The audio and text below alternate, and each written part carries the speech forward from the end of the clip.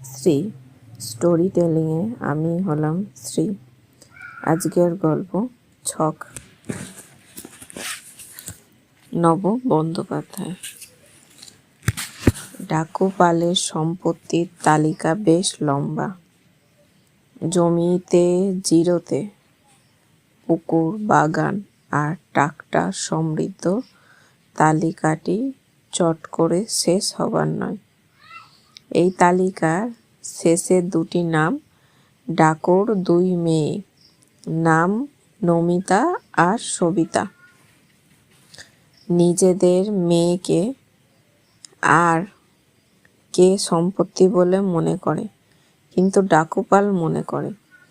সে বাড়ির গিন্নি মণিমালা হাজার আপত্তি করলেও কেন, কিসের, এই জন্য এরকম লিস্ট ধরে নিজের মেয়েদের একবার যাকে বলে অ্যাসেটের মতন ধরা, সে কথা স্বয়ং ডাকু না বললেও কার সাধ্য।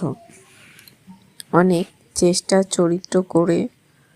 চরিতার্থ করেও, বহু ঠাকুরের দুয়ারে মানত করে, তাবিজ মাদুলি পড়েও যখন বংশের কোনো ছেলের মুখ দেখা গেল না, তখন বংশ পরম্পরায় পুজো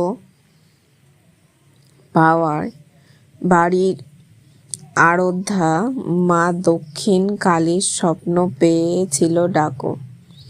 মা বলেছিল, ওরে ডাকু, কেন আর ছেলে ছেলে করে পাগল হচ্ছিস?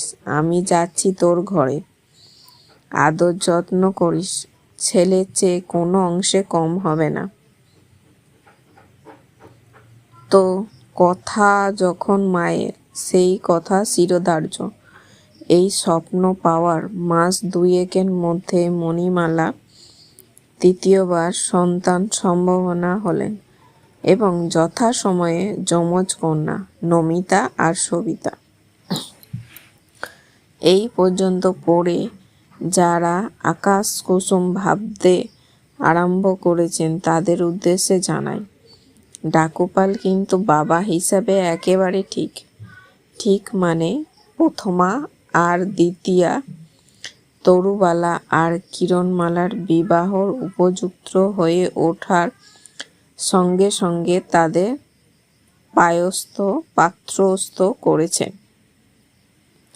বড় জামাই হরিপদ ব্যাংকার, মেয়ের সঙ্গে বয়সের ফারাক 12।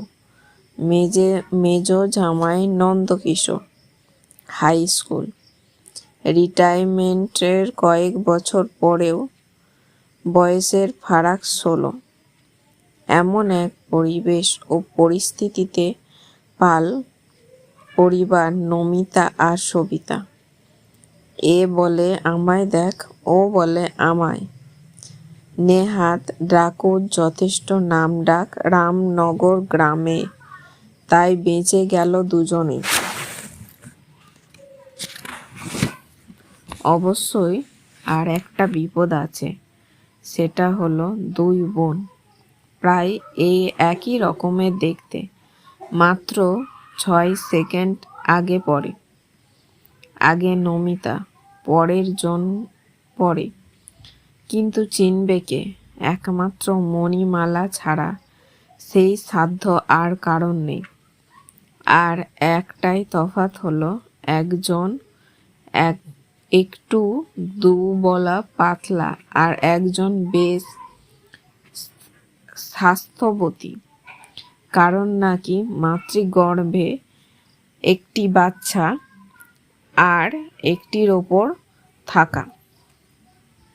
সত্য মিথ্যে জানেন রামনগর মাতৃমঙ্গল ক্লিনিকের লেডি ডাক্তার অর্চনা রায়।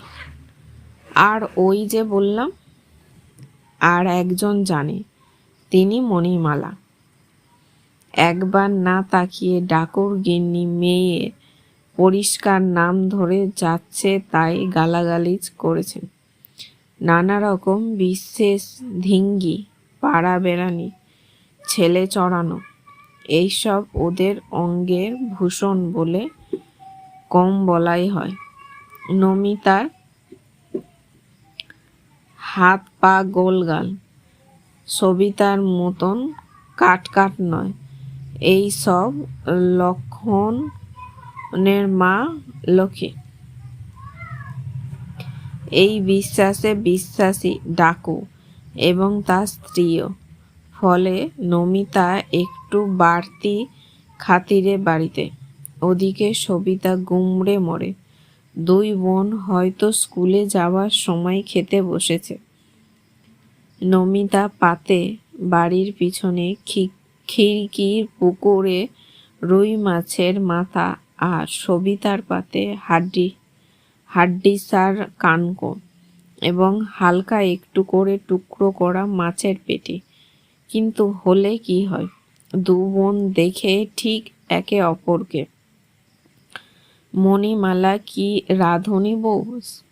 শ্যামার মা একটু আর চোখে আড়াল হতেই মাছের মুড়োর জায়গায় বদল হয়ে যায়। এইসব নিয়ে হাসি কান্নার মিল মিশিয়ে দিয়ে নমিতা আর সবিতা বেড়ে ওঠে। মেয়ে হওয়া মজা কত রকমের, সেই সব বুঝতে পারা যায় একটু একটু করে।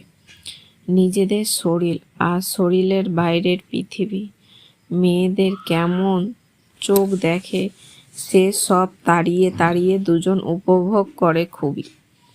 হয়তো স্কুল থেকে সাইকেলে বাড়িতে আসছে দুই বোন, দুটো ছোকরা এসে হাজির, ভগ্ন দুটো মতন।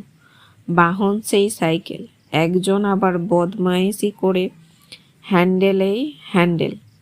বাধ্য হয়ে সাইকেল থেকে নেমে হুমকি দিতে হয় নমিতাকে, দেখ ভালো হবে না বলছি, বাপিকে বলে দেব, তোমাদের দিয়ে ধান ঝাড়া করাবে কিন্তু। এ আবার কাহিনীর মতন কাহিনী। ডাকু পালের 101 কিসারের মতন কিস্সার মতন আর এক কিস্সা। ভুবন পরামানিক ভবগুড়ে ছেলে রাধাকৃষ্ণ অপবংশের রাধাকেষ্টকে বিয়ের পর যথারীতি ঘোরতর সংসারী হয়ে পড়েন। ভুবন ও ভুবন মোহিনী দুজনকে মৃত্যুর চেয়ে কঠোর শাস্তি, বুড়ো বয়সে খেটে খাওয়ার পরামর্শ দিয়ে নিজেরটাও নিজে, এরপর হাটে হোক বাজারে হোক কিংবা আড্ডাখানায় যেখানেই দেখা হয় সেখানেই ভুবনের ছেলে আর ছেলে বউয়ের অন্যায় অত্যাচারের কথা শোনাতে থাকে ডাকুকে। শুনতে শুনতে তিতিবিরক্ত হয়ে ডাকু একদিন পার্টির লোকজনকে জড়ো করে রাধাকেষ্ট আর তার রাধাকে ডেকে পাঠায়।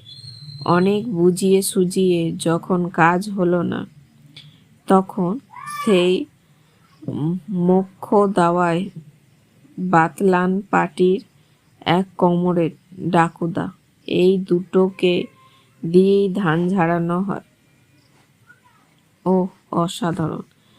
এরপর রাধাকেষ্ট আর তার রাধা গোটা দুপুর কোমর বেঁধে ডাকু খামার বাড়িতে।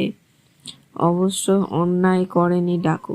দিনের শেষে 2 কেজি চাল আর 50 টাকা দিয়েছিল ওদের আর বুড়ো বাপ মাকে দেখভাল করবার জন্য। এই প্রতিশ্রুতি আদায় করে নিয়েছিল।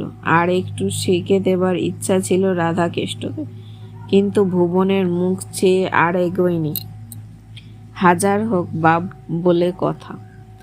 নমিতার মুখে ধান ঝাড়ার হুমকির কথা শুনে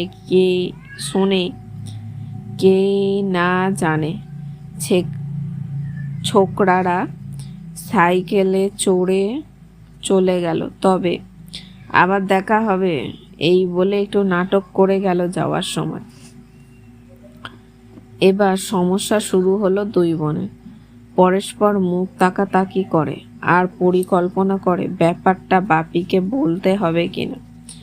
এই দোচলা চিত্তের মধ্যে স্বয়ং ডাকু গিন্নি উপস্থিতিতে ফেলবা নয়। কথাটা মায়ের কানে গেলেই বলবে স্কুল যাওয়া বন্ধ। আমাদের বাড়ির কোনো মেয়ে আর স্কুলের গণ্ডি পেরিয়েছে? ভাবনাটা মাথায় আসতে চিউড়ে উঠল দুই বোনের। এবার নিজেদের সর্বনাশ ডেকে আনতে রাজি নয় ওরা। ফলে মৌন অবলম্বনের শ্রেষ্ঠ পথই এইভাবে চুপ করে গেল দুজনেই।